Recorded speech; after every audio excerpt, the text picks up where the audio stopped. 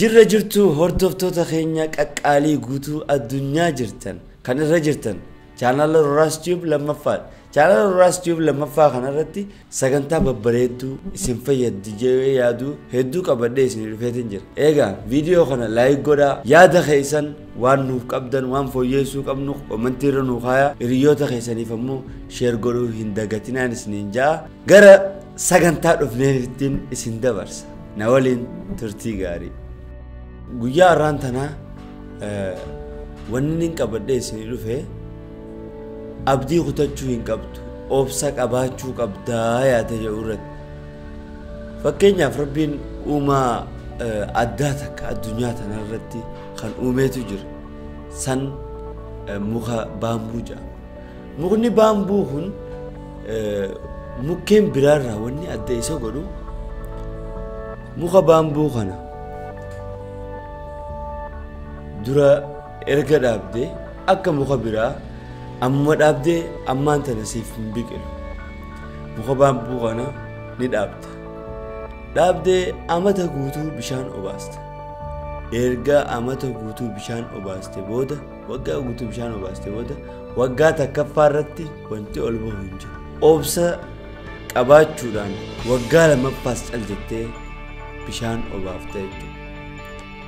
Waggaa lammaffaan yeroo dhumetti waggaa lammaffaa kana gama dhumaatti wanni ol bahu hin jiru jechuudha. Waggaa sadaffaa fi afuraffaas akkasumatti haala wal fakkaataa agarsiisa.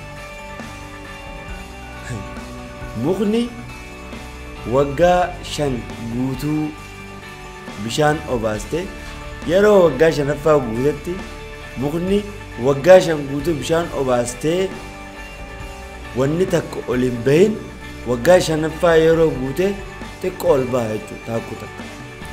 Taakkuu takka erga ol bahe booda mukni waggaa 5 guutuu ol hin bahini erga taakkuu takka ol bahe torbaan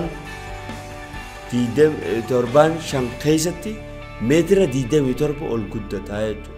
Akkuma gabarticha osoo abdiin kutan muka baambuu kana bishaan obaasutti dandeettii keessa jiru bishaan obaasuu qabda. Gabartichi kun yeroo bishaan kana obaasutti namni hedduun maal jedhan caluma je'eeti ganamuu bishaan obaasaa maraataadha fayyaan qabu ganamuu deemeetuma bishaan obaasaa qaallichi sirriin jiru akkanuma fiigaa waa meeqa jedhan. Qaallichi muka kana bishaan obaasu kun osoo abdii hin kutanne osoo jettee namaatiif gurra hin qatnine waggaa 5 kana guutuu mukni firiin inni bishaan obaasaa bahe waggaa 5 osoo waan takka ol hin bahin waggaa 5ffaa gaafa guutetti torbaan 5 keessatti meetira 27 ol guddataa jechuudha. Kanaaf fedhii keessa jiru baafachuu irratti waa hojjechuu irratti yeroo hedduu sosossootee waa hedduu hojjechuu barbaadda. Yeroo waa hojjettu kanatti namni hedduun gurbaan kun bara akkanuma fiigaa mataan sirriin jiru namumaatu itti fayyadamaa inni yoomillee naman ta'u ganamuu keetuma hin deema jedhee waa hin dalaga jedhee deemaa wanni inni godhu takka illee hin jiru waa meeqas hin jechuu danda'a. Fakkeenyaaf mudannoo mataa kiyyarraa waa hedduun qaba.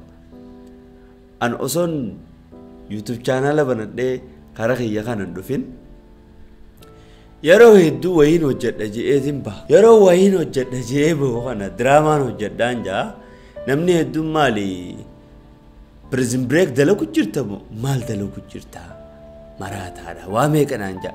Kanaafuu obboleessa kiyya gaafa ati kaayyoo teessitti gahuudhaaf fiidu namoota hedduutu dhakaasitti hara. Namoota hedduutu si tuffata. Hoggaa ati hanjamtu nama si kofluu fi nama si koflu adda bari yaada joon hamilee kee miidhuudhaaf namoota hedduu mataa kana keessidha. Garuu immoo abdii kutachuu dhabdee kaayyoo teetirra ciccitee galma gahuu barbaaddu gahuudhaaf ati kan fiidu taanaan kan abdii hin kutanne taanaan kan yeroo kaan hoggaa yeroo ati bira dheeytee bakka siin qanne osoo ati yaamne dhufaa jechuudha. Ka yeroo kaan hanga feetee ashooftellee hanjamaa ooltellee siif hin kofallee osoo ati naan jamin sii qoflaa jechuu.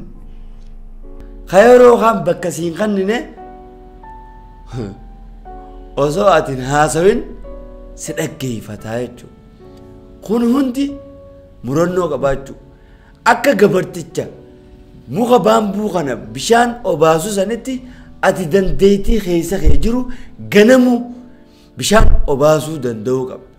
Kaayyoon tiyya maali? Eessaan gahuu barbaada jettee bakka gahuudhaaf yaaddu san akka gabarticha bishaan firii san obaasutti ati ganamu kitaaba adda addaa dubbisuun sammuu ta'e cimsuu qabda. Viidiyoolee garagaraa daawwachuudhaan namoota tarkaanfii hedduu si dura deeman namoota kana jira fakkeenya fudhachuudhaaf irratti hojjechuu qabda. Harka kannuun qabdu galma yaaddu niin gaha jennaan ni geessa. Dhaamsi gabaabaan arraaf isiniif qabu kana fakkaata. Hamma sagantaa birootiin walitti deebinutti YouTube chaanala kana subscribe godhuu hin dagatinaa isiniin jaa. Hedduun isin jaaladha, hedduun isin kabajaa. Naa jiraadhaan isiniin jaa.